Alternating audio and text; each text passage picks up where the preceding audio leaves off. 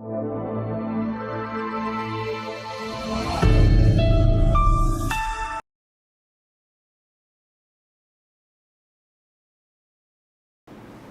है आपका प्यारे बच्चों आज की कक्षा में। तो आज हम शुरू करने जा रहे हैं वाणी पब्लिशर्स की वैदिक गणित भाग 7। अगला अध्याय है त्रिविमीय आकृतियाँ। अध्याय की रूपरेखा, परिचय पढ़ेंगे, घनाभ, घन, बेलन, शंकु, गोला, त्रिभुजाकार, प्रिज्म, पिरामिड, आकृतियों का तुलनात्मक अध्ययन, त्रिविमीय आकृतियों का जाल, आइसोमेट्रिक आकृति आदि। तो सबसे पहले परिचय पढ़ेंगे। हमारे आसपास की अधिकांश वस्तुएं ठोस हैं। ठोस वस्तुएं वे होती हैं जो स्थान घेरती है और जिनकी विमाएं होती हैं। उदाहरण के लिए एक त्रिविमीय आकृति है जिसकी लंबाई, चौड़ाई, ऊंचाई होती है। त्रिविमीय आकृति में फलक हो सकते हैं। तो सबसे पहले देखते हैं घनाभ यानी कि क्यूबॉइड, एक ऐसी आकृति जो 6 आयताकार समतलों से घिरी हो, घनाभ कहलाती है, जैसे माचिस की डिब्बी, ईंट इत्यादि। तो अब घनाभ के फलके, कोरे और शीर्ष के बारे में पढ़ेंगे। एक घनाभ में आयताकार फलक की संख्या 6 होती है। सम्मुख फलक समान होती है। दिखाए गए चित्र में ABCD, ABFE, BFHD, EFHG, AECG व GCDH 6 फलक हैं।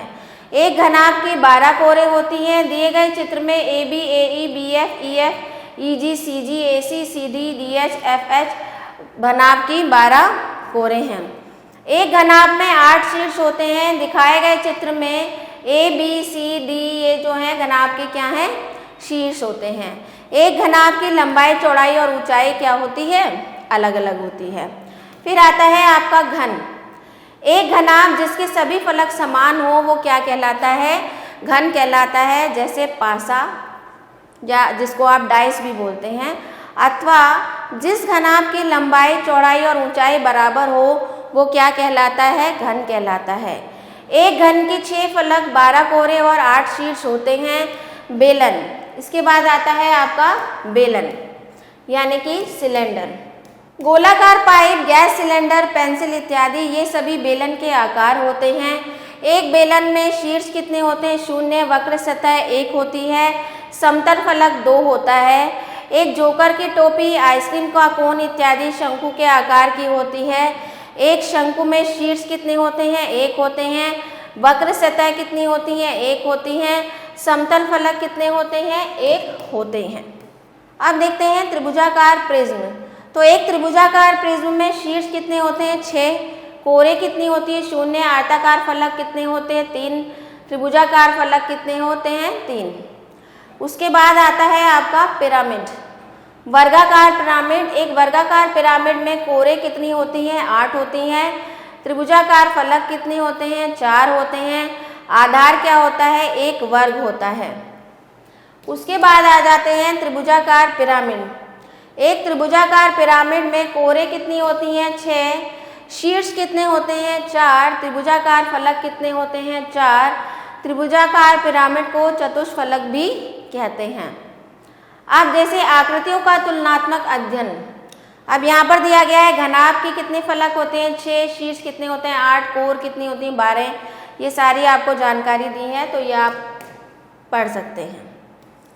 अब इन्हीं जानकारियों के आधार पर आपको ये रिक्त स्थान भरने हैं तो इन्हें आप स्वयं से हल कर सकते हैं। जैसे यहाँ पर क्या दिया गया है, में 9 व शीर्ष 6 शीर्ष होते हैं। तो 9 किस में होते हैं, 9 कोर और 6 शीर्ष किस में है, त्रिभुजाकार प्रिज्म है। तो 9 कोर त्रिभुजाकार प्रिज्म में 9 कोर और 6 शीर्ष होते हैं। तो ये आपको टेबल दी गई है, इसी के आधार पर आपको ये हल करने हैं। इसके बाद आप देख सकते हैं सत्य और असत्य। शंकु में 2 समतल फलक होते हैं। तो शंकु में 2 समतल फलक होते हैं, ये आपको बताना है सत्य और असत्य। पहला है शंकु में 2 समतल फलक होते हैं। क्या शंकु में 2 समतल फलक होते हैं, बिल्कुल ये गलत है, शंकु में 2 समतल फलक नहीं होते हैं। गोले में शीर्ष नहीं होता, जी हाँ, गोले में कोई शीर्ष नहीं होता, यह कथन सत्य है, पहला असत्य है। वर्गाकार पिरामिड में 8 कोरे होती हैं, बिल्कुल सही है। त्रिभुजाकार पिरामिड को चतुष्फलक भी कहते हैं, यह कथन भी सही है। एक त्रिभुजाकार प्रिज्म में 3 त्रिभुजाकार फलक होते हैं, यह कथन गलत है। त्रिभुजाकार प्रिज्म में 3 त्रिभुजाकार फलक नहीं होते हैं। बेलन में 2 समतल फलक होते हैं, बेलन में 2 समतल फलक होते हैं, जैसे कि बेलन हो गया, 2 समतल फलक होते हैं, बिल्कुल सही है, बेलन में 2 समतल फलक होते हैं। गोले में केवल एक वक्र सतह होती है, हाँ। शंकु के 2 शीर्ष होते हैं, शंकु के 2 शीर्ष होते हैं, यह कथन गलत है। घनाभ के सम्मुख फलक बराबर होते हैं, यह कथन सत्य है। और एक घनाभ के 6 शीर्ष होते हैं, बिल्कुल गलत है। आगे देखते हैं, त्रिविमीय आकृतियों का जाल। जाल क्या होता है? Net for building 3D shape. अधिकतर डिब्बे घन या घनाभ होते हैं, ये गत्ते की समतल शीट से काटकर बनाए जाते हैं। अब दिखाए गए चित्र में डिब्बे का जाल है, गत्ते को मोड़कर डिब्बे बनाइए। तो गत्ते को किस प्रकार मोड़ेंगे? तो इस प्रकार मोड़ेंगे, 1 के सामने 5, 3 के सामने 6, 2 के सामने 4। इससे क्या बन गया? एक घन बन गया आपका। अगला है, दिए गए चित्र में बेलन का जाल दिया गया है, तो इसे मोड़कर बेलन बनाइए। तो किस तरह से बनाएंगे वो आपको इसमें दिखाना है।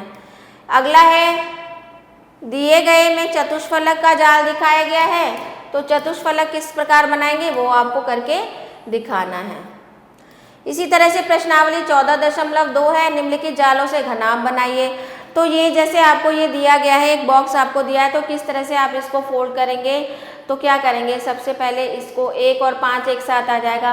तो जैसे जैसे आप इसको जाल बनाएंगे, जालों से घन बनाएंगे, वो आपको बना के दिखाना है। तो ये भी आपका अभ्यास इसी तरह से आप लोग हल कर सकते हैं, ये आपको खुद से प्रैक्टिकल करके करना है। तो आइए बच्चों, अब हम देखते हैं आइसोमेट्रिक आकृति यानी कि आइसोमेट्रिक स्केचेस क्या होते हैं। तो बिंदुओं को मिलाने से बनी वाली आकृति को आइसोमेट्रिक आकृति कहते हैं। उदाहरण देख सकते हैं, एक 10 × 8 × 2 की माप का घनाभ बनाइए। तो यहाँ पर बिंदुओं की सहायता से आकृति बनाई जाती है।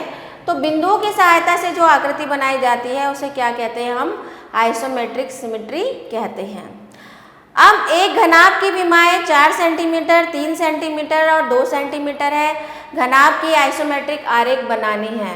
तो आपको इसके लिए आइसोमेट्रिक जो बिंदु वाला पेपर होता है उसको लेंगे। तो जैसे आपको घनाभ की विमाएँ दे रखी है 4 सेंटीमीटर, 3 सेंटीमीटर और 2 सेंटीमीटर, तो ये जो है ये हमारा 1 सेंटीमीटर गिना जाता है। ये जो 2 बिंदुओं के बीच की दूरी है ये हम 1 सेंटीमीटर गिनते हैं। तो कितनी दे रखी है? 4 सेंटीमीटर। तो 1, 2, 3, 4 इस तरीके से लेंगे।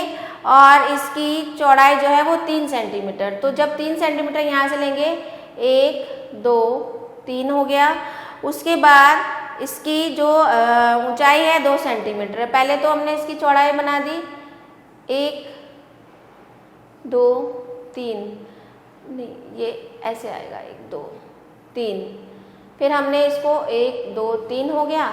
फिर हमने इसको 2 सेंटीमीटर ऊंचाई देके यहाँ से 1, 2 ऐसे करके ये घनाभ आपका इस तरीके से कुछ बन जाएगा। तो ये होता है आपका आइसोमेट्रिक आरेख। अब निम्नलिखित आकृतियों का आइसोमेट्रिक आरेख बनाइए। तो यहाँ पर आपको ये रेखीय उसमें दे रखा है, इसको आपको आइसोमेट्रिक बनाना है।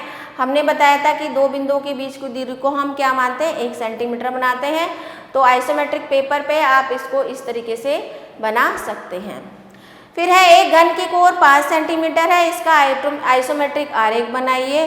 तो ये भी बिल्कुल इसी तरीके से एक घनाभ की विमाएँ इतनी है, इसका आइसोमेट्रिक आकृति बनानी है। निम्न आकृतियों में कितने घन हैं? तो इसमें 1, 2, 3, 4, 5। इसमें कितने हैं? 1, 2, 3। इस तरीके से इनको भाग करके आप पता लगा सकते हैं। तो आशा करती हूँ आपको आइसोमेट्रिक आरेख समझ में आया होगा। तो मिलते हैं आपसे अगले अध्याय में। आशा करती हूँ आप सभी को ये वीडियो अच्छे से समझ में आए होंगे। तो मिलते हैं आपसे अगले वीडियो में। आभार।